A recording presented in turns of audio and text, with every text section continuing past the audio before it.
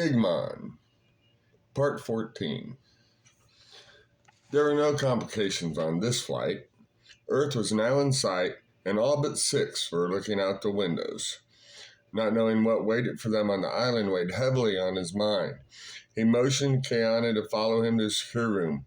Once inside, he told her his whole story. It had been over a year since someone had walked the shores of the beautiful island. A storm had rolled in and had wiped most of the village away. Part of the laboratory in Igmon's cabin was all that was left, standing, although most of the cabin's roof was gone. Strangely enough, the grassy area where the bodies of the dead was undisturbed. Almost looks as if someone had been taking care of it. Maybe the large out-of-place rock protected them.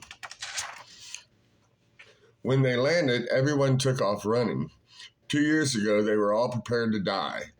The freedom of outside was the greatest high they had ever known. Six and Kiana stood at the entrance of the ship. Six would wait for the night to make his way to the cave. He pointed out where everything used to be to Kiana. As he did this, he noticed 2 new grave markers. With reluctance, he asked Kiana to walk over and see if there were names on them. Tanova watched as Six and Kiana talked. He had seen them together often on the ship.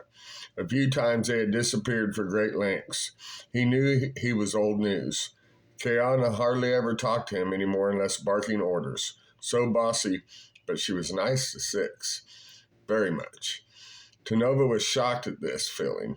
He had never hated anyone before. Kiana walked off the ramp and on the sand for the first time. It felt soft under her feet. She kneeled down to feel it with her hands. It was hard. Hard and soft, she thought with a giggle. What other surprises did this new planet have to offer? Getting up, she walked past a big, out-of-place rock, pausing to touch it as well. Hot in the sun, cool in the shade. There were names on the 2 new markers, Alice and Terrence. Six had told Kiana that Alice had been killed, but he never said Terrence was. This was bad news. Every move Kiana took was watched closely by Six. He missed Alice's touch and he wondered what Kiana felt like. But could he trust her? As she made her way back, Six knew something was wrong. He had a sense about these things.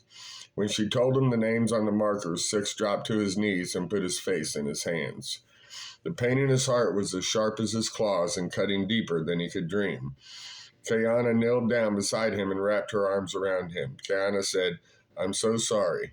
We will get our revenge."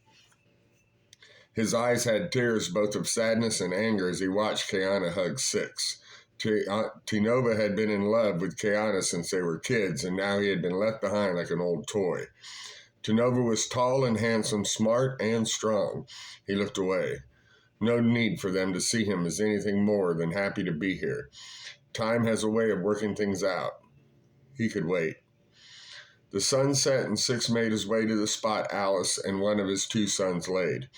By this time, everyone but Kiana and Tanova had reboarded the ship, tired and ready to eat and drink. Six knew they were witnessing him at his weakest. He didn't care.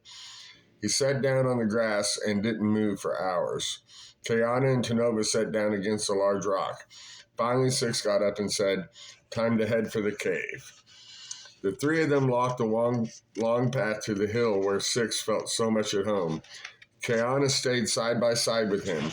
He never said a word. His thoughts were of Damon now. Kiana wondered how much pain a person could take or give.